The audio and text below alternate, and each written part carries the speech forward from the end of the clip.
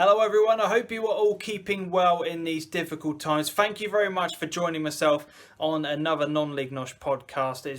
The reception on the first one has gone down so well that myself and Adam have managed to secure our first ever guests on the show. We have got James Bloomfield and Dan Snell involved in the conversation. Very divided opinions within this about how the football season can potentially move on, and we sat down with those guys this evening to record that. So that now the next hour and a bit are all of the recordings from that. I hope you enjoy it. If you do, normal stuff, thumbs up, leave your comments on how you would solve the season and the crisis that we're currently involved in. Look forward to hearing what you guys have got to say. I'll speak to you very soon. Good morning, good afternoon, good evening, whenever you happen to be listening to another episode of the Non-League Nosh. I am James, and as always, I'm joined by my co-host, Adam. How are you, sir, on this glorious evening? Not too bad. Another week, another 7 days of lockdown done. Yes. How have you been coping? How have you been? It's been an up and down one, but I got trapped in my house in my kitchen with a massive spider midweek. That was pretty terrifying. But won 50 quid on a raffle today, so ups and downs. So did you drag getting rid of the spider out over a couple of hours just to try and waste some time throughout the day, or did you deal with it pretty swiftly? I had to deal with it swiftly because if it would have still been there when Kate got home, she would have probably left. It was enormous. So got rid of that. It's still sitting on my windowsill encased in a large tub of what used to be Vanish carpet cleaning powder. Lovely. And I'm yet to decide what to do with it. It's big enough to be a pet. It's enormous. So there's a picture on my Twitter about it. It's not kind. Is there? Well, shows how often I go on your Twitter feed. I didn't even know about that. There we go. Anyway, we're not alone now. We're not alone. For the first time on the Non-League Nosh podcast, we have guests. We do. I can't believe it. We actually have guests. I'll introduce them one by one. So, first off, we have James Bloomfield, now coach for Whitton United. James, how are you? Very good, thank you. As good as we can be during this funny time, but yeah. keeping as well as I can. Yeah, how are you? How are you finding things in lockdown? How are you kind of finding things?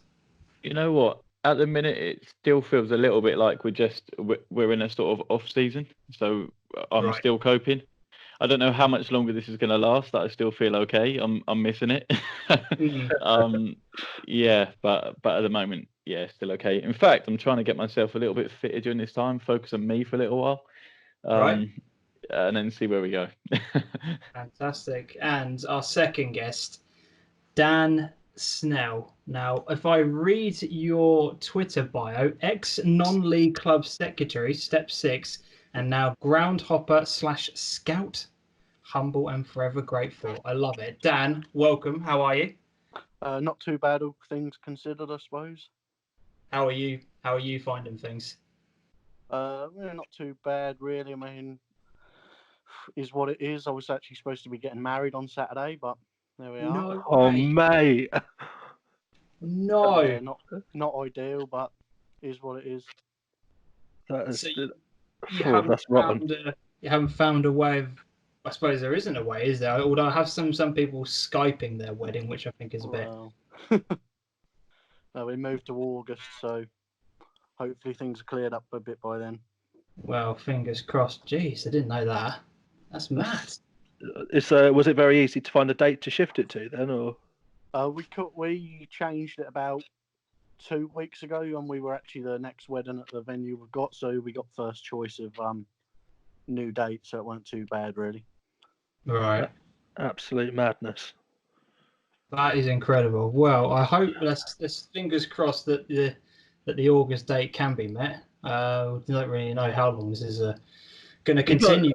You've got another sort of 5 months or so to decide if you really want to do it, though. In the meantime, Dan.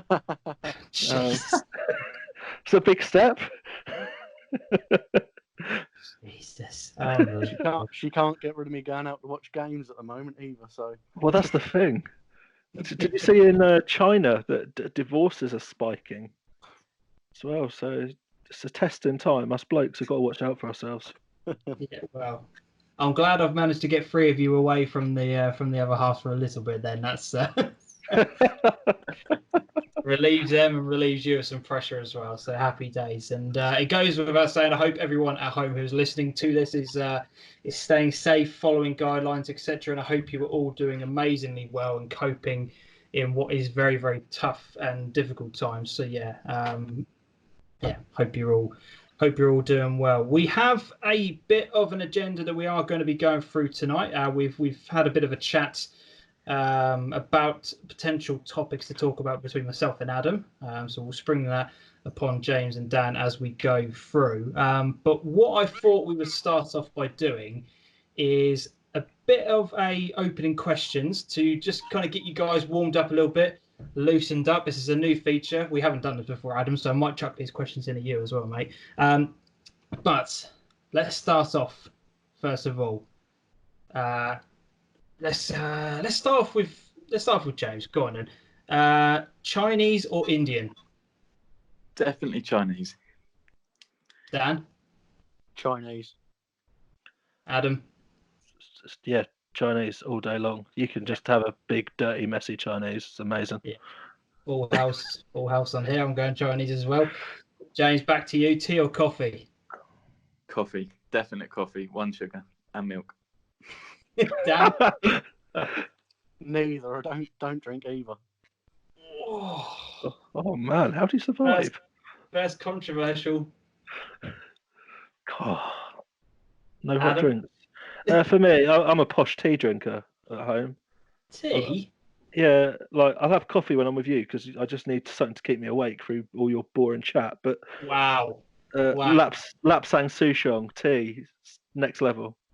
Jesus, you do reek of that, to be honest. Coffee.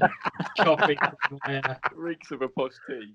Yeah, it does reek of tea. Oh, So dear. I'm going coffee as well. I was going to ask favourite biscuit to dunk in the tea, but Dan, he's kind of ruined that now. I don't know if you can. What do you have, Dan? Do you use you fizzy or are you just water, or what are you sure? Yeah, Should go to glucose over caffeine. right. You can't dip it. You can't dip anything into that one. Instagram or Snapchat, James? Probably Instagram. I don't really go abund on Snapchat. I've got it, but Instagram. Dan? Snapchat. Ooh, Adam? Neither. Snapchat's naughty and it gets people in trouble, and Instagram's full of people that want to take photos of dripping gravy on their food. I'm not interested. Well, that's just half the audience gone as you say that. I'm going Instagram on that one. These are just general questions. James, favorite band or artist? Oh, too many. Honestly, too many. I have no answer for that. Big music fan. Yeah, I am a definite music fan. Absolutely no. I do not have a favorite. No. Dan? Snow Patrol. Good choice. Nice. Adam? I'm a big fan of the Cribs. They're my most seen band. I don't even know who that is. Oh, brilliant. Who is that? The Cribs. I'm not going to ask you to sing any of their songs. No, I was going to say, like, who is that? Like, they're from Wakefield. Look them up. It's like indie music, Joe. You'd probably quite like it. It's not Build Me Up Buttercup, but you'd like it. Okay. All right. Fair enough. Favorite TV program, James? Oh, favorite TV program. Come back to me. Come back to you, Dan. Ooh. Anything sport, really. Yeah. Adam? I'm a binger on like Netflix and stuff. I've just finished watching season 2 of Sex Education, which was insanely funny. Well, it's a bit different to what I've been watching. I just finished watching season 2 of Sunderland Till I Die on Netflix. Do you know what? I couldn't think of anything non-sport related, but I have actually now finally been convinced into getting stuck into Walking Dead. All this time later, and I don't want any spoilers. I'm on season 2 out of I don't even know how many, but Yeah, I'm addicted. It's like we're living The Walking Dead at the moment, so you thought you may as well watch it. I know. I'm prepared for it. I'm ready. Yeah. I've never watched this. So you won't be getting any spoilers from me. Don't worry about that. So, favourite team when you were growing up? Who do you support? Easy for me. Norwich City. I've had a season ticket since I've been at school. It's probably 11th or 12th season now. Like it or not like it, being Ipswich guys, I've got to go. Good man. That's it's got my seal of approval. Dan? I've always been Chelsea. Chelsea. That's interesting. Any particular reason on that one? I guess obviously parents. I guess would be the obvious answer. My mum used to support them, so I just followed it on really. Right. Follow in footsteps. Love Adam, that. I don't need to ask you who you support. I think the audience knows I'm an Ipswich boy. Yeah, dinner. Anyway. I was gonna say I'm outnumbered here. Your favourite player growing up? Start off again with yourself, James. Wow. It's actually not Norwich related whatsoever. It was Brazilian Ronaldo. Centre forward, proper striker. That's a good shout. R9. Do you prefer him over the new over R9 or no R7 rather?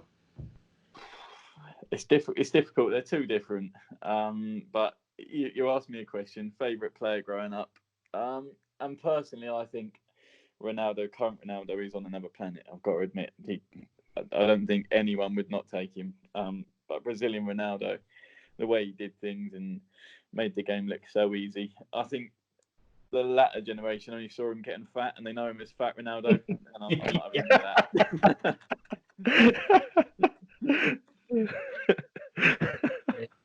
What about you, Dan? Gianfranco Zola. Yeah, that's a good shout. What a player! Great. I always remember him for that flick that he done against Norwich in the FA Cup into the corner. Oh, bad times. Adam. Ryan Giggs for me.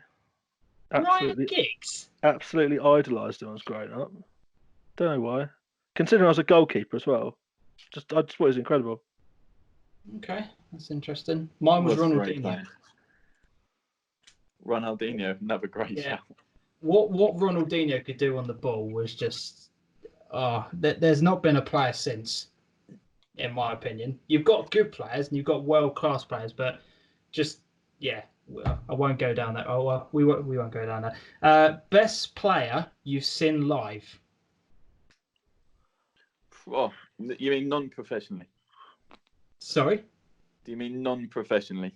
No, professional. We'll stick with the professional game. Well, having a season ticket at Norwich, we have luckily spent quite a lot of that time, or a good amount of that time, in the Premier League. Yes, get the dig in. I like it. And I hate to talk about him, I really do, especially coming to Carrow Road. But Luis Suarez at Carrow Road, wow. Yeah. Galore. That's all I can say about that. Yeah, which one? Yeah, I was going to say. Dan? I'd say Eden Hazard. Yeah. That's a good shout. That is a good shout. What about you, Adam? I have not seen... You probably haven't seen very many Premier League games in your time at Portman Road, have you, Adam? No, I haven't. But I did have season tickets for both of the seasons when they were in the Premier League, because I used to hold season ticket for ages until work got the better of me. Like in terms of performance, I was there when Finidi George did that absolute blitz on Derby County at Portman Road.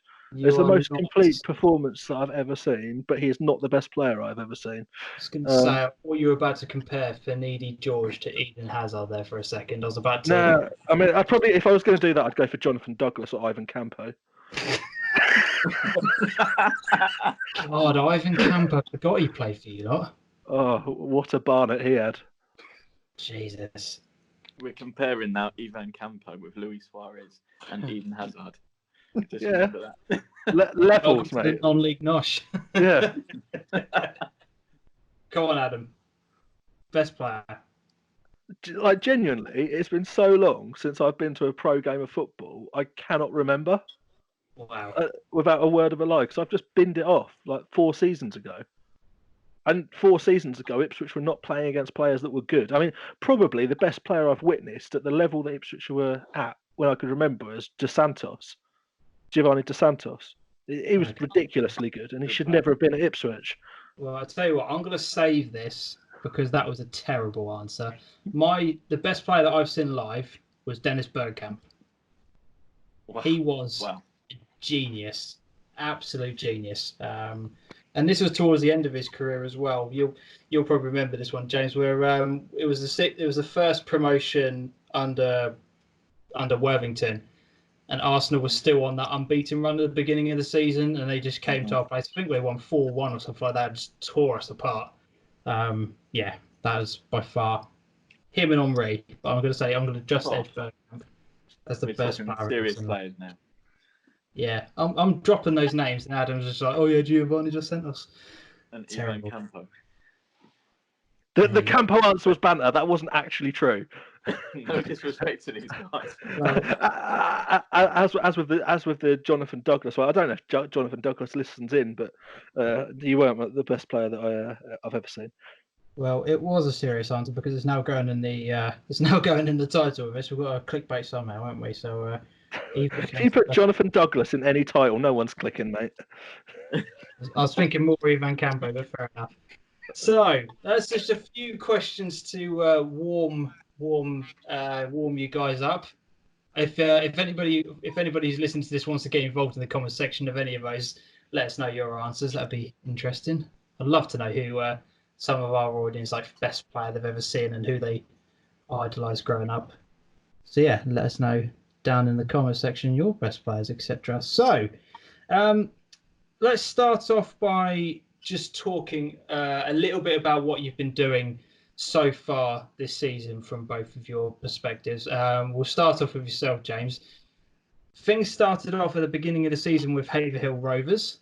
Yep. And you left them, and you're now finding yourselves at Whitton. Just very briefly, kind of how do you reflect on your time at Haverhill Rovers? Let's just talk about that very briefly. Yeah, no problem. It was a big learning curve for everybody. It was a good spell. I think it was an exciting spell in terms of some of the players brought into the football club. If you look at the likes of Tiger Smalls coming into the club, who's since spent a little bit of time training at Arsenal and different places, superb player. Retaining players like Ben Tate and Henry Hall. I think we did a really great job in terms of building for things going forward, building for the future. And when you're at a club with, and it's no disrespect to the budget, it's a smaller budget in the league. I don't think that's anything hidden. You've got to find one or two ways of doing things, and that's either to go with sort of tried and tested, that's sort of been there and thereabouts, and players that have played at the level, which I think is their squad now. To be honest, they're always going to be secure. They've got some really good established Step 5 players, and they'll have no problem staying at Step 5, at least with the squad they've got. But we were trying to build, and I think we did build, to be honest, a squad that in the future could go on to something a little bit more special than that. So signing a lot of young players, however exciting and however sort of good their future might be, you're going to have a real sort of tough spell as well, and we went through that. So my spell was really sort of the tough side of it. You would have seen a couple of really good wins in there, so I don't want it to sound a negative spell, because I don't think it was. Away at Milden Hall and Thetford Town, winning away at Thetford when they were on a good run, some good times. And then the rest of my games were the likes of Stowmarket. We played Norwich United. We had Newmarket twice. We had Woodbridge. Cool. We had Needham Market in the Premier Cup. It's a horrible run. And I think that was almost all of my games there. So we played some incredible teams with a team with an average age of, I never really did properly work it out, but we played Stowmarket, for example, and you'd have been there, Adam. Yeah. And I think the average age was about 18. I think we had. Really? I remember how 18, young that team looked. Yeah. Very, very young. So yeah, if you ask me how I would describe the time, I'd describe it as successful in terms of building for the future. We did struggle to find some consistent form, but it depends on what you class as success. If you want success here and now, right now, that's going to cost you a lot of money, which we didn't have. If you want it for the future, then I think we sort of had a squad in place to do that. So we all learned a lot from it. I think they learned that they wanted something that's going to be quite secure in the league and a little bit of an older average age, and they've got that now, which is good. And then, like you say, I moved on to Whitton United, and I cannot thank Shane and everybody there for making me feel so welcome to come back. I don't know if every club would welcome you into a club a second time quite as open arms as they did. And we had a really, really good rest of the season. In fact, they had drawn the game or won the game just before I got there, and then we went 12 games without a loss, which at whatever level, whether you're talking the lowest SIL senior or Arsenal back in the day in the Premier League, at any level to go that number of games unbeaten, I think is a credit to the players for sticking at it. That was one hell of a turnaround as well, wasn't it? Considering what had happened with Whitton early on in the season. They like, I know that there was a few issues with injuries and stuff like that, but the players really did rise to it, didn't they? Yeah, they had a spell of 10 games before I'd got there, without a win. And I looked at the squad and I spoke to Shane, and I couldn't believe with the squad they've got. I know I probably would say that because that's the club that I'm now at, but looking through some of the names in the squad we've got, they're not just established at this level, but we've got a good number of players that have played in higher leagues. And then you add in some exciting youngsters like Jacob Lay in there. Adam Dunn just come through Sudbury, for example. And some experience like Scott Marjoram at the back. I couldn't really turn down the opportunity to come back and work with such a good squad that Shane had built. So yeah, it was a joint effort, really. If you want to talk about turning it round, I think they were probably quite unfortunate pre-hand anyway. In some of them losses, I've heard some of the performances were actually value of at least a point, if not 3. But I just, from the moment I got back, the first game was Woodbridge. Things felt good, which I think that's probably credit to the work that had happened before I was there to keep everybody so positive, because right from the word go, we beat Woodbridge, we come into training and I didn't see how anyone was going to beat us. That's how it felt. That's how everyone felt. So nice to finish the season where we did. It was interesting, like the amount of confidence as well. Like I noticed that was in your team was completely different from the time we played away. Stowmarket sort of got a good, comfortable win, and then when you came to Stowmarket, it came out with a draw. And the guy that does your kits, I don't know what his name is. I was speaking to him about it beforehand, and he was like, we're going to extend the unbeaten run today. Like the confidence in the camp was like unreal. That's funny. I've got a little story about it. It's a mini story about him actually. Every single game as we turn up, I ask Wellesley how he thinks we're going to get on. I say, how are we going to get on today, Wellesley? And it's now like a ritual that he says to me every time, we're going to lose today. Every game, we're going to lose today. So we turn up at the Stowmarket, we're going to lose today. Lovely. And then he goes and tells you different. So it's nice to hear that he is actually positive when he's not speaking to me. But yeah, in answer to your question, the positivity around the place, I think luckily, to be honest, by the time we had played you, you were the 10th game in our unbeaten streak. If you'd blown us away in the first half, or if Stowmarket, had blown us away in the first half, then who knows coming back against the squad they've built. But when it was close, we really did feel turning up there, and even at half time, maybe even we could do more than draw it. That is how high the confidence was till the last game. Going back to your time at Haverhill, what was it like to work with Tiger Smalls? Like, he's a special talent, isn't he? He really is, and I'll be honest. Although I won't mention any names, I had a little dig. Somebody had a little dig at me this week when I mentioned sort of my involvement in bringing Tiger Smalls over. But Tiger is somebody I'd known of for a while, having been at Whitton previously, and he was at Whitton as a young player, as well as obviously having his experience in professional academy football and being at Tottenham and everywhere else he's been. He's a name I knew of, and I was in contact with his mum. And he was one of the first phone calls, his parents, one of the first phone calls I made going over to Haverhill to try and get it to happen, because he is an exciting player. And what a lot of people don't realise is that along with a fantastic footballer, and what you get to see on a match day, and you turn up and you watch him and you're excited, and his turn of pace and everything else he's good at, is actually also a really humble, really nice, really hard-working, in fact, probably one of the most hard-working players I've ever worked with on top of that. So I think when you add up a player with unbelievable potential is what I would say about him.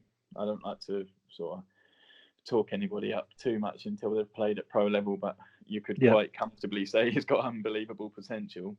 And then you mix that with somebody who's asking questions about how they can improve, applying themselves unbelievably well in training. He was paying visits to watch and help coach the younger teams, 12s and 13s, for example. And when somebody's that dedicated, I think he's just getting the rewards for what he's really, really worked for. It hasn't just fell on a plate for him. He's had to work hard and suffered some setbacks. And yeah, I think really the message has to be that it was great working with him because of his own desire to put the work in, basically. Yeah. Superb. Dan, let's just have a little bit of a chat with yourself. How gutted, first of all, are you to have finished on 98 games this season? Well, I sort of writing sort of games down month at a time. I've probably been on about 130 by the end of the season, but Flipping heck. a bloke called Steve Cook, who I'd gone quite a few trips with, he actually thought and was hoping I was going to end on 99. So 98's pretty good, really. I mean, he's on over 200 for the season, but Wow. How is that even possible? well, I can't work it out myself, to be honest. That must be Tuesday, Wednesday, Saturday, Sunday. You know, maybe doing an early kickoff on the Saturday and then going off and doing like a 3 o'clock one or something like that. That's insane. He's probably going down to the local leisure centre and watching someone do 5-a-side on a Wednesday. He'll find a Monday somewhere if he can as well. Good grief. So That's unbelievable. With what we talked about in the bio that you have for your Twitter now, you are a groundhopper. How are you finding that? Is it do you miss the aspect of being involved in just in one club like you were previous, or are you enjoying this so much that you don't really want to stop it? Well, I've got no plans to go back to any clubs, so I don't miss it at all. No. My advice to anybody that is thinking about getting involved in any club is don't. Jesus. I love this. I just found it become a chore, really, and when it gets like that, it's just best not to do it and do what I want to do. Yeah. So it just got to a point where you think, that you see game advertised on Twitter or in the paper or whatever, and you think, God, I'd really like to go to that today, but because you're at a club, you can't. Well, now I can, and that's really good. I love it, really. Got your flexibility. Yeah, definitely. So what would you say has been your favourite game this season? What's your pick of the 98? Has there been one that stood out in all seriousness? In fairness, with that many games, they sort of just all roll into one a bit, really. So it's hard to pinpoint. I mean, some weekends I'm going out on a Friday, Saturday, Tuesday, Wednesday, Friday, Saturday, and gets a week ground from the last week. You've forgotten where you were, and it's just a bit of a blur, really. Brilliant. Oh, dear. Any grounds that have surprised you that you haven't maybe been to before and you didn't know what to expect and have turned out to be better than you thought?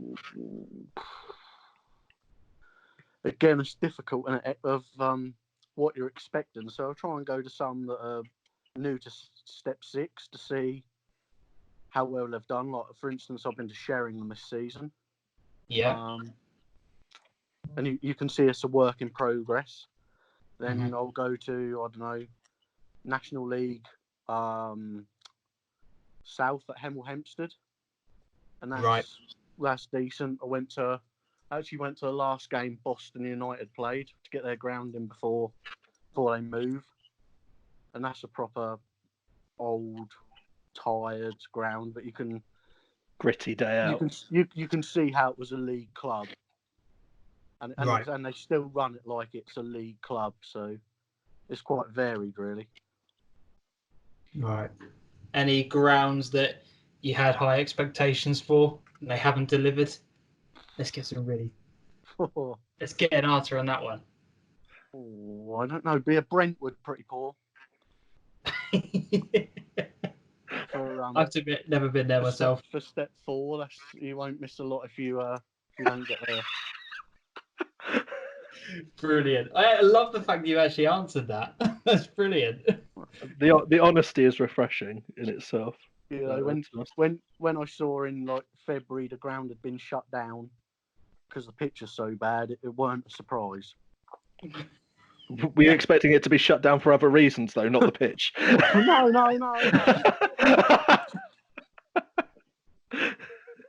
No health and safety standard issues. No. In terms of like the other bit on your bio, you're saying that you do a bit of scouting and stuff. Any players that you've seen this season that really stand out?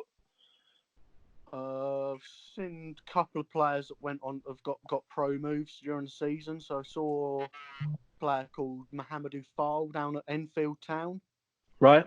He'd scored like 20 in about 15 games. He got taken on by Bolton in January. Wow. 20 in 15 games, flipping out. Something like that, something silly like that. He scored the day we went, and Bolton picked him up in January. Step 3 to obviously League One. Yeah. Big jump. Yeah, and you got Fraser Blake Tracy last year at Kings Lynn's, now at Peterborough, so he's done well for himself as well. Yeah. Good player. Haven't Kings Lynn done well for themselves as well? Very well. Hopefully they can survive the unprecedented times at the moment. Yeah, 100%. I know there's a lot on Twitter. Did you go and watch them this year? Oh, I've not been to Kings Lynn, no. No. It's one of the ones where I wouldn't have minded getting along to. Like, a friend of the channel, Bevan Asher, moved on to their media department and looks after all that for them. And the rise and success that they have had, in the last couple of seasons, amazing. Any team at that league and at that level that has to sell tickets pre-match, expecting a big crowd, is doing well. I think they play York and get about 4,000. That's mental. And they get 1,000 most weeks, don't they? Yeah. I was going to say, I see them clearing 1,000 most weeks. That's like you say, there's different levels of like non-league success, and absolutely. So from the scout perspective, that part, is that something that you thought you would just incorporate into the traveling that you are doing, or is that, how did that come about? Pretty much. 2 or 3 people asked me to go to a few games and look at players or teams, so I don't do much of that. But if someone wants me to go somewhere, I'm happy to go and have a look for them. Really. So it's more of people asking you. Yeah. So, because I know there are some ways, Adam, you'll probably know more about this than myself. You can actually get qualifications for scouting now, can't you? You can do some sort of You just have to pay. Sorry? You basically just have to pay. Sorry to interrupt there. You can go on and you register as an intermediary. They do a good check, the highest or whatever they can do it, like a background check as such. And then obviously you answer some yes and no's, and it's like an online course, and then you're done. That is it. Wow. Simple as that. Simple as that. It's about £1,000 if you want to do it, but simple as that. Right. Okay. Right. Well, you didn't mention the price part, did you? No, I think that's an No, there you go. Brilliant. Oh well, there you go. So, if we move on to some of the topics then that we'd pre-planned, Adam, have you got a list of those questions that you wanted to go through with the boys? Yeah, so first thing that I want to go through is it's been announced that referees will be promoted and relegated as they as they normally would be, despite the season being expunged effectively at non-league level. It's created quite an uproar on Twitter. I mean, to be honest, I don't have a problem with this happening whatsoever, but I just thought it'd be quite interesting to get a general view. The thing that gets me about it is I think if you suddenly said to referees that you can't get your promotion or anything, a lot of them might back out of it. And without the referees, there isn't a game. But I can understand why the argument exists, but at the same time, I don't think it's one that we could follow through with. What do you all think? What is the main argument that people have got against it? I'm not really sure what is it the people have been actually saying? Oh, that if the season's been declared void, then so should all referee scores. Therefore, referees stay in their same divisions and the same steps with the same qualifications that they started the season at. No promotion should take place. Now, James, as you are involved within a club, if you don't want to answer this one, you are perfectly within your right to say no comment. Well, I will make a point, actually. I think the people that dislike it, what I will say is, I think the people that dislike it are people who are in a difficult time in terms of their own club, and they're feeling very hard done by in one way or another, and they're taking it out on that way. I think that can be the only reason, because I think if those clubs feel that their club should maybe, for example, I will go with Stowmarket. Sorry, Adam. No, you're all right. If you're at Stowmarket and you're feeling a bit aggrieved, then I wouldn't blame you at all.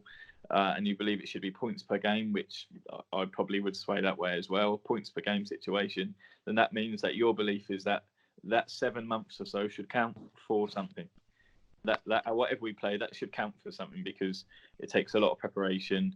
I mean, whether it did or didn't cost a lot of money is a different matter altogether, because you've got teams getting promoted in SIL and Step 6 and wherever else that didn't spend a lot of money doing it, maybe. And they believe that them points should count. And I just think it's the same for referees. I think they believe that their performances and what they did over the 7 months should count for something. And if they're in line for a promotion, so be it. And if not, there you go. They've done their job. Is it different, though, because referees don't actually play for anybody as such?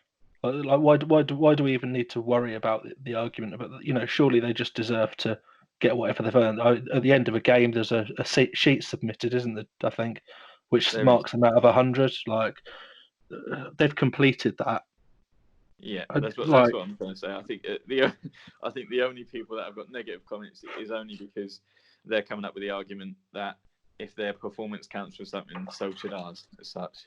So should our league games. I think that's a referee's obligation is only over 90 minutes as well, I understand, not over the course of a season, because they aren't contracted to a set number of games. Okay. So I think that partly deletes the argument, because for every 90 minutes they're completing their paid contract and their scores are being submitted. It's ticked off. So, yeah, exactly. So they've earned whatever reward they should get out of it besides the match fee. Mm-hmm. I get how some people were saying, well, the FA should be consistent, but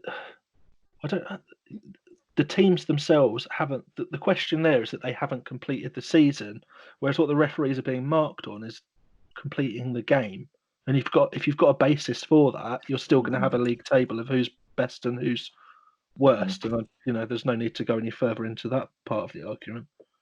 Yeah, I couldn't agree more. Like if I was an official and I'd been marked positively, I don't know how the marking works, so I can't comment too much on whether it needs to be over 5-10 games or whatever. But if you've scored high enough marks over your games by an assessor to be promoted, then off you go, and we'll have the next crop come through.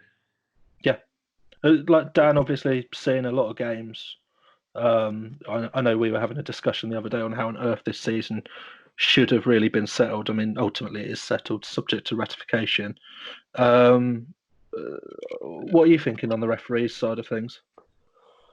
Well, you always get a few that call it a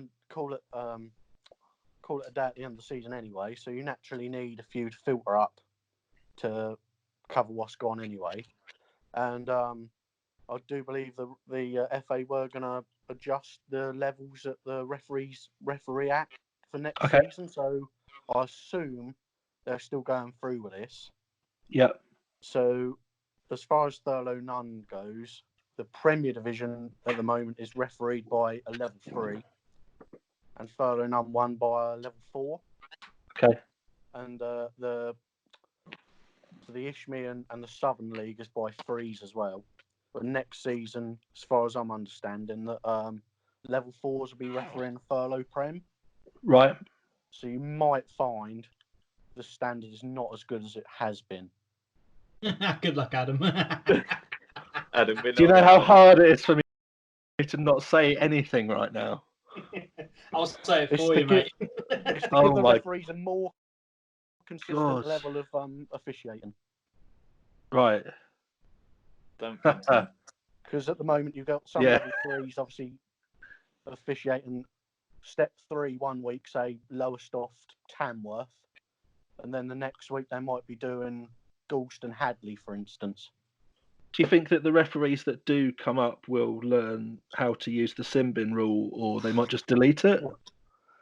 Well, yes. Are we going to move on to that now, are we? No, we're not. No, that was just a cheap shot, to be honest, because it's just been the most pointless invention ever. And if I don't bring it up every week we do this podcast, I will have failed. So yeah, absolute nonsense. Okay. Can I just say one Yeah, point go on on, the Jeff. referee thing? I don't have a particular issue with the fact that referees are getting promoted and relegated, but I do see where people are coming from in terms of you could have one player, for example, who has been playing reserve football for whatever the whole point of the season. He's come into the first team and scored, and that 90 minutes that you're comparing it to from a referee's perspective has now been wiped off.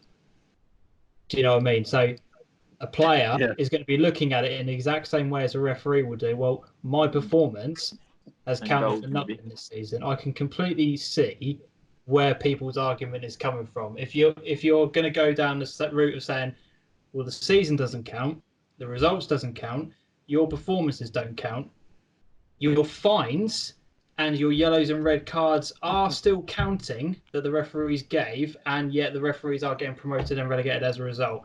I can kind of see where people are coming from in that respect, in terms of there's got to be a consistency across the whole thing. But my whole point is more centered around the fact that the season shouldn't have been cancelled in the first place, which I think is the next thing that we're going to be talking about in a moment. But I can see exactly where people are coming from. There's got to be some sort of consistency across the whole level. And what a beautiful way to lead us on. Consistency. National League suspended indefinitely. So there are calls for consistency, which today even I've seen some very interesting things go out around stuff below step 7, where they're now canvassing clubs below that step to sort of say would they like to void the season or go points per game. But it just seems like steps sort of 3 to 7 have been really pulled out and treated very, very quickly. But now above that, we've got the National League having sort of suspended things. How quickly do we feel that there's a need for a solution that's a broad fit? Because I think the FA are not doing their image any good at the moment, because not everyone knows where they are. And that's not me saying they've made bad decisions at the moment. I think the need for a consistency in decision for people to see this is how it is for everyone is massively required, so people don't feel as hard done by. What sort of canvass your opinions on that a bit?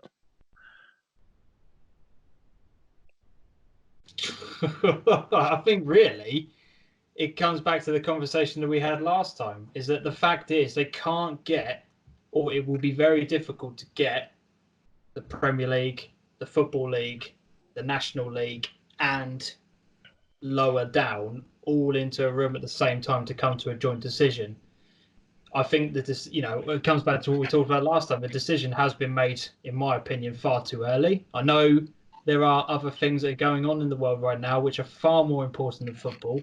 And I have to reiterate that point again because it was highlighted to me during the week that there are more important things than football. And I'm not saying that that this is more important by any stretch, but we are allowed to talk about it as much as someone doesn't want me to.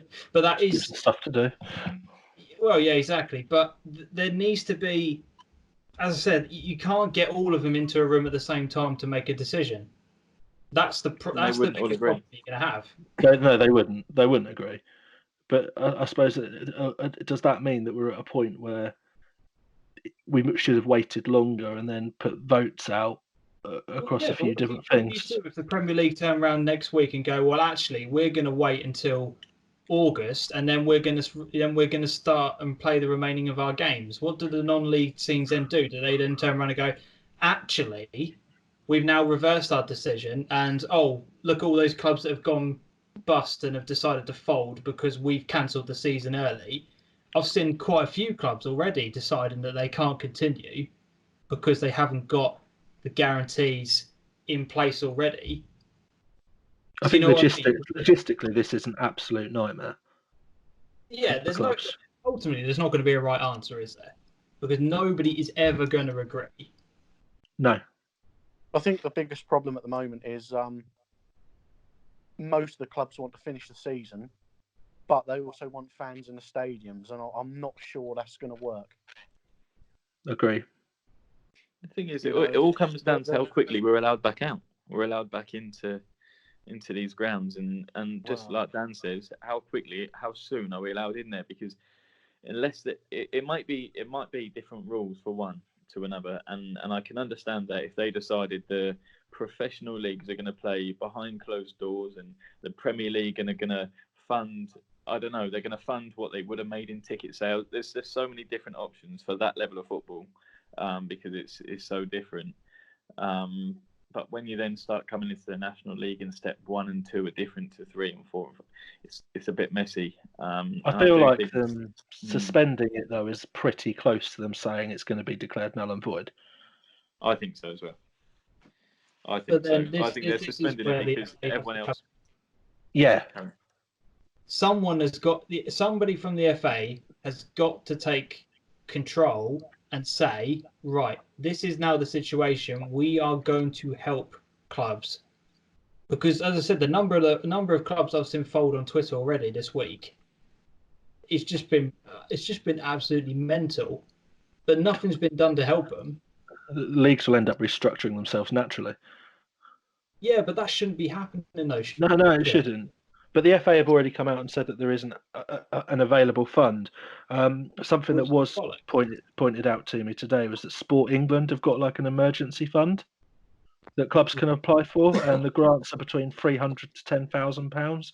That may not sound like a lot, but for the clubs that can affect, I think that can make a huge difference.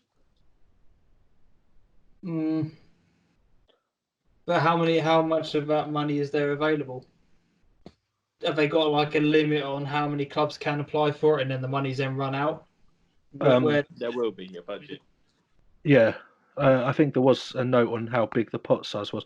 Let me just have a quick check and see what it is. But for obvious reasons, that's not limitless.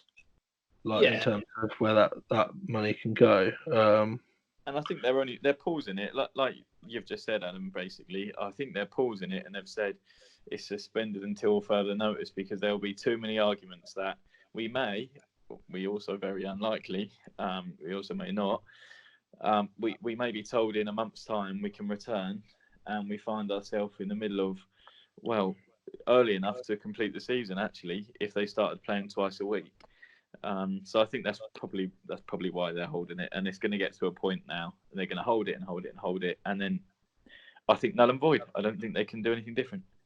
No, I'd agree. There's got to come a point where it's just got to be null and void. We can't, in my opinion, this season can't still be played in November. Let's say. Why not? Why are we so focused on next season? I think if we're looking at a 6 to 9 month timescale when potentially we're going to be allowed out, things start to return back to normal. Why are we so worried about then trying to cram in the whole of next season's fixtures within a very short window, when we can potentially restart this season and forget about the next one, and then just try and carry on as normal into the next summer? That's been my argument the whole way through this. Why are we so concerned about next season when it hasn't even hasn't even started yet. So We're do not you even. think you're saying finish this season, and then don't do next season? Is that what Yeah. you're saying? Yeah, scrap next Oh, season. we're gonna have to deal We with don't know another how spell of long no this is football. going to last. Cl- Yeah, I no, think- but we don't know how long this is going to last for. If we look at what's going on around the world, if this is going to be another 6 to 9 months before, 6 months before we can start going back to work, and then 9 months before big crowds can start gathering together, we're then going to be into 2021. You then got to cram in the whole of next season into a 3 or 4 month window. So why not then say, right, well, let's try. If that is going to happen, why not then try and finish off the rest of that season, and then concentrate on the next one? Because otherwise, you're going to have to restructure the whole of football and say, right, the season doesn't start in August; it's going to start in February. Without Well, wanting to be like a whole season in December. medical geek as well. Like if there was localized outbreaks of the virus once everyone is allowed back out into the wild again, those counties would have to be individually shut down. That poses a huge issue for any new season that does get started, and I think we've got disruption for this season next regardless. I think what the FA have done is given themselves the best chance of next season being as normal as possible. Yeah, I mean, if we could, let's say, September start, being hopeful, yeah, because the longer it goes, you know what the FA are like. They could say, "Oh, we'll start later than September, but we'll reduce the size of the FA Cup down, say 2 rounds." Clubs at step 5 and 6 then might miss out on prize money from the FA Cup, Vase, Trophy. They're being hit double then, aren't they? yeah. Some clubs actually rely on that as that little bit of booster money to start the season off with as well. Yeah, absolutely. But that is the thing. If you then say, like, you know, one of the things that we were talking about last week is the fact if they say, right, well, let's get rid of the cup competitions and only concentrate on the leagues, there are a lot of football clubs that rely on cup money, regardless of whether or not it's the FA Cup or if it's just a local cup. A lot of people rely on that money, don't they? They factor in how far they can get through certain rounds, and gate receipts, etc. from that. It's just a mess, isn't it? That's targeted as well. There isn't an answer to this, and I think like in a way it'll be good when the actual decision gets ratified one way or the other, because then everyone knows it cannot be changed. I think that's what we're all waiting for. And to be honest, I think something you've got me thinking now. You've got me thinking a bit more deeply about it. If you're going to talk about the top level, and I hate to talk about Norwich to you again, Adam, but It's fine. I can put up with it for a in the while. Premier League as we are at the moment, just about by the skin of our teeth, I don't believe that they can make any decision on Liverpool not winning that league title for the first time in however long, and on teams like Norwich, or it could be whoever else is in there, going down from the Premier League and the money that's involved in that without the games having been played somewhere. I don't believe that they can do it. They might, and they might call that null and void as well, but I just think with the money that's involved in the league and that's been sponsored into games and into the Premier League as a whole, I don't believe that them games cannot be played and come to a different decision. If the games aren't played by a set date, though, they're in breach of contract and owe the TV companies an enormous amount of money. How that gets enforced will be absolutely laughable, for one. June. Sorry? Have you actually seen over in is it Belgium? They've actually decided the league. Oh, really? They've just whoever is top at the moment has won the league, and nothing else happens. Yeah, that's it. The Belgian Pro League has been cancelled. They've got the champions sorted out, and the current league is it. There's no relegations. There's no playoffs. There's no top of the league. You know, because normally with Belgium, like the top 6 then break off and go into their own little playoffs or whatever. They've just said no. The top wins, and that's it. No relegations, nothing else. I'm glad we've got no Liverpool fans in here.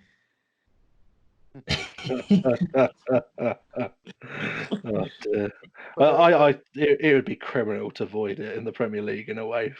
Liverpool, it really would, though. But you think that the number of non-league clubs that have now I think they've got a letter to the FA, haven't they? Stonemarker involved in that to say we're challenging this. If they do that to the Premier League and the Championship, can you imagine the lawsuits from that? And that's that, in a way, I think that's why they won't carry that decision through to those levels, because there's clubs in the Premier League that have the financial backing to just fight it and carry on through with it if they believe they've got a case. I think if you put yourself up against a little non-league club, people have barely got the money in them to run week to week, let alone to then pay thousands of pounds to try and take on the FA. Yeah. Because there's surely nothing in the rules. They will have a good lawsuit as well. Because if you were Liverpool and you had the backing, which I'm pretty sure they would do, there will not be anything in the rules to say, oh, and by the way, if everyone gets coronavirus, the league's void. By the way. No, this is like a proper like make it up as you go along rule. It is, yes. Like it's like them insurance policies that you take out, and they say that if there's been some godly event or something, like that happens, they don't cover you, and it's like I'll take the chance that aliens aren't going to come through my ceiling. Well, that's pretty much what's happened with the league. That's a good comparison. Well, you know, it's the best I can do. The debate continues. Let us know what you think should happen down in the comments section of this particular video. That would be. I'd love to hear other people's opinions. It's been good to get two other thoughts on this because myself and Adam just rambled last time. But it's interesting. Off the cuff as well. I didn't even realise we were going to record the last podcast, and we just did it. Yeah. But there we go. So the other topic of conversation you wanted to talk about was pay cuts, wasn't it? At top level. It's interesting, isn't it? Like some big clubs, an absolute barrage of abuse for this. Being a Norwich fan, I have received so much abuse this week. It has just been ridiculous because of what? Because of the decision that Norwich made as a football club. Do you know about this? Yeah, I'm sure you do. Yeah, I do. But they have come out today saying they've made a donation which totals like a couple of £100,000 or something. So but apparently that's not enough, Adam. So that's not enough. Okay, fine. You know, I'm sure that won't be used for anything good. I hate it when people do that. £200,000 is not enough. No, this is the argument I had today. I was having it most of the afternoon with one of my mates who naturally is a fan. Of course he would be. It was Rob. It was Rob. Oh, wow. You know? Just a guess. Absolute guess. So, the topic that you wanted to actually talk about was how, is it something that should be done? Can it be done, and can some money filter down through the leagues to help these clubs from going out of business? Is it viable? As the days go on, since I've written that, I'm realising that more and more staff that work at the back end of these Premier League clubs are not being given pay anyway, and I start to wonder if they're not going to look after their own, why would they want to even bother looking after anybody else's? Like, surely there must be some fund at higher levels of the FA which they could maybe start to drip down and prevent just a rescue package for clubs so they don't have to go out of business during this time. I'd rather play next season with all of the clubs than part of them. It's too late. It's too late. Some clubs have already gone, haven't they? That's the problem that they have, though, haven't they? Some clubs have already gone. They have. I do think, in terms of the question, I know this is quite a broad conversation, so I'll try and keep it to the point as much as I can. I do think there's a difference between, and I think this is where it gets complicated and why they can't enforce it probably, is there's a difference between, say, Norwich. I'll talk about us again. We're not on a breadline as such, but we do quite publicly go about our business, and we're quite money smart. I don't think we obviously don't pay over the odds for players, and we sort of live with what we've got. And I think we would genuinely struggle, or we could struggle to deal with that, and especially if you go down in clubs in League One and League Two that are looking like they could fold and under serious threat. And I don't know, clubs like Kings Lynn, there's a big difference between that and then you look at, say, Manchester City. Could they afford, or could their owners afford to play there? Or Tottenham, actually. I will dig them out live on the podcast. God. They are also going through the government-backed programme when they probably do actually have owners. Well, they do have owners that could pay their ticket staff and their everything else that work. they had a massive number of staff. I'm sure I read 200 or even 600 staff. But I'm sure they can pay their wages, whatever they are. It feels like it makes a mockery of a scheme that's been introduced in a way. It does. Like- Yeah, for clubs like that can afford to. I think that's where there's a big difference, really. Surely they don't pay all them staff out of match day revenue. No, they don't. They can't do, no. There's no way. But That's the then, thing. Legally, there's nothing wrong with it, but morally, that's where. and that's the thing. That's why I wanted to question it, because this is a very moral question. Like, should there be a structure in place? Because there is no support package for clubs that are in desperate times. We've seen that earlier in the season with Bury going out of business in terms of where things are. But what have we got to protect our own? And is that something that we need to look at going forward? I think it's a big I- question. We've now found out there's nothing in place. Yeah. No, there isn't. And I said I had this conversation with you quite a few months ago, Adam. You may remember it. Why would Asda help out a local corner shop if they were going out of business? Yeah. It's exactly the same when it comes to football. They're all run like businesses now. There is no integrity left at the top of the game. So why would they come down and help out? If they're not going to help Bury, why would they come down and help out? That's where you then need to look at not the clubs, but the FA as a whole. Or the Premier League. There's so much money in the Premier League. Does all that obviously money they're the really ones- need to be there? Mm-hmm. Like, Well, you look at the England squad and how many of those players applied their trade at the early parts of their career down at non-league football. That's where they got their main experience from. So they need to look at that and think, well, actually, we need to start protecting that, because otherwise we're not going to have a decent national team. Do you know what I mean? Yeah, as I said, it's down to the FA now, and and possibly the Premier League, but the Premier League are their own entity, aren't they? They just do whatever the hell they want now. But something needs to be done. But as I said, it's already too late to do something about it now, because loads of clubs have already gone, and loads of clubs will continue to go because a decision has already been made. And until something changes within that, you're just going to see more and more clubs go, which is a shame. But I can't see it being that long until the first larger club goes in non-league level, if that makes sense. There's so much talk about it and the struggles. Like, Dan, you'll probably be quite aware around Twitter and that there's quite a few different clubs that are posting things about fundraisers and stuff. I can't see it being very long. Mark Morsley wrote in the paper and said how clubs were going hand in mouth, really, like every game, each one as it comes, like financially. Yeah. How long those clubs can go without that income during a time of planned income, I don't know. It's a difficult one. I mean, they rely so heavily on match day income, don't they? And even if they were to finish the season, they might not be allowed people in the ground, so that's going to be no good to them either. No, and at that point they'll probably be fulfilling players' match fees. It could be Absolutely. more damaging than positive. Yes. One, I really hope there's a lot of players that are not expecting, if they are non-professional and they have a job and football is on the side of that, however much they earn, I really hope with something like this in place, and when clubs' real futures are at stake there, I hope these players are not wanting to be paid, to be totally honest. I think that's just, I don't want to say it's a scary topic, but if you're wanting to be paid when your club are potentially actually going to fold and not exist anymore, then I don't know what type of person you are, but I think it's a big point. It's a fair point. It Absolutely is a fair big point. It's about the bigger picture, isn't it? Really. That's the thing. And at this time, like, no one's getting money. Coming in, every club is on the same wavelength, and like in a semi-professional game, if you're still going and requesting your 50 to 100 quid a week because that's what it said on your contract or whatever, then I'm not sure how comfortable I am with that at all, to be honest, when the clubs are going to be fighting for survival now for the next few months. Brilliant. couldn't agree more. I've enjoyed those questions, Adam.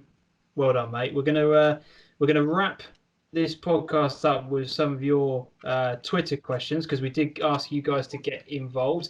I've got 2 questions for James, and we have got 1 question for Dan. to wrap this up. I'm going to start with Dan's one. This one comes from Steve. He asks, "What has been your favourite ever ground that you've visited?" Professional, I was lucky enough to go to Tottenham a few weeks ago. I can imagine that's a hell of an experience. Even being a Chelsea fan, you have to give it to them and say that is an unbelievable stadium. But with Mourinho there, it's safe to say they haven't got the team, and that's a fair way off as yet. Non-professional? And non-league, probably Dorking Wanderers. Ooh, interesting. It's one to research. Ground. Yeah, I know. We're gonna have to research that one. What was it in particular about them that was that made it stand out? I mean, I think only 7-8 years ago they were sort of step 6, come up all the way through the leagues. National South now, I think. Plastic pitch. It's just fantastic, really, for the level they're playing at. And it's clubs like that you worry about in a way, because they've obviously received the backing, got the community, evolved, everything's behind them. This is the kind of thing that can make stuff like that fall apart. It's proper scary. Needham Market, classic example around this area. Yep.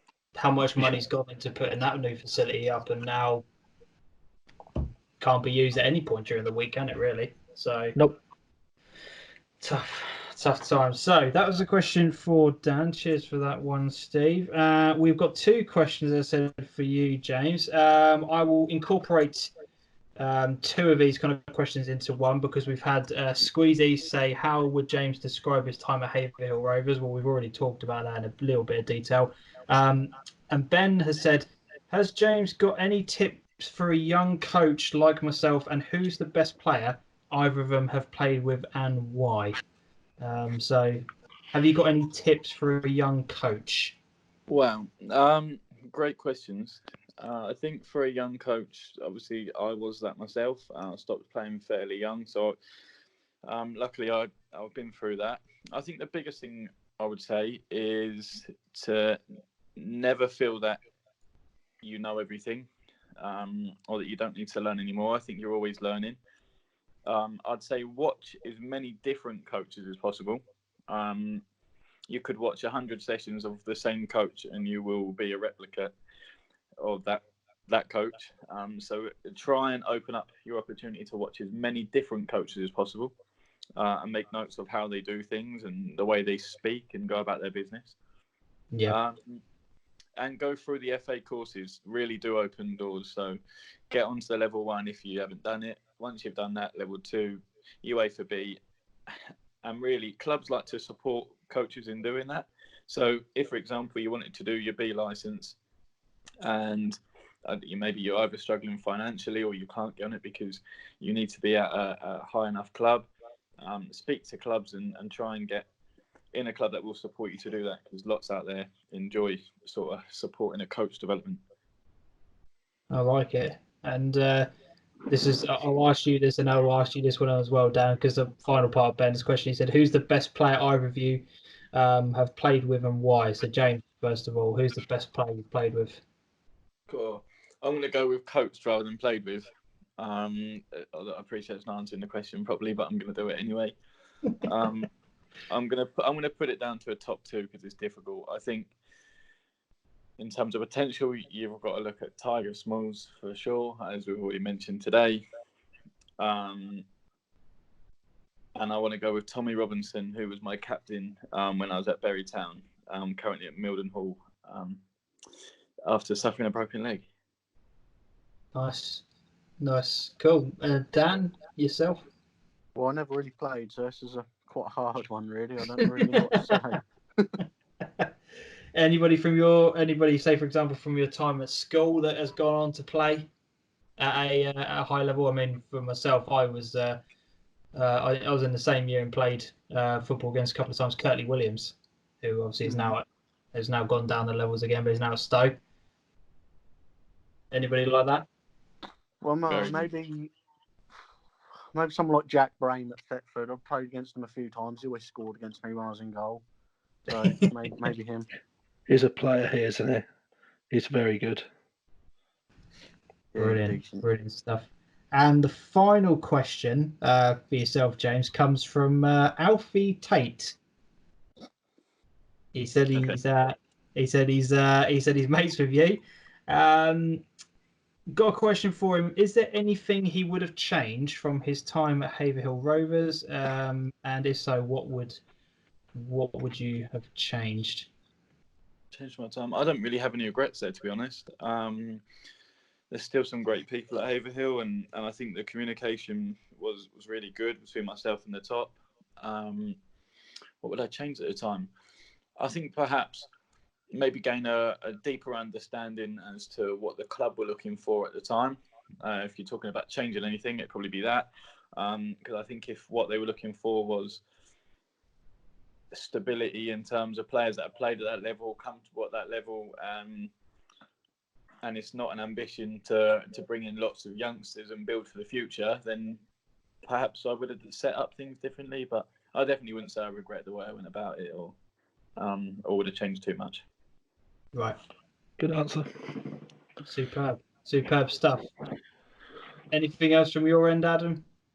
No, I think that wraps everything up. Like, it's been very good and interesting just to talk football to two other people, and I really thank you both for coming on and taking your time this evening to chat through and enjoy some of the nonsense with us. And give your opinions as well. I mean, at the start, I joked that you might hang up on us if we waffle on too much. It ended up being me that had to hang up on you. But no, it's been really, really good, and hopefully in the future we could have you back on again sometime between you both and have another chat and mull things over again. I'd love to, and we'll keep in touch. Yeah, definitely echo those words from Adam there. But for you guys listening at home, if you have enjoyed it, make sure you hit the thumbs up, leave us reviews on any of the podcasting, whatever you call them. Adam will know more than I do. I'm just YouTube. That's the one. I'm just YouTube. I don't really know anything else. But Spotify, iTunes, all out there. If you want to get involved in the discussion, any of the topics that we have talked about, leave us a comment. We will read those out next time that we record a podcast. How would you finish the season? We've talked about it. What do you think? Leave us your 2 cents, as I said, down in the comment section. Adam, as always, pleasure talking through non-league with you. And again, James, Dan, thank you very much for your time.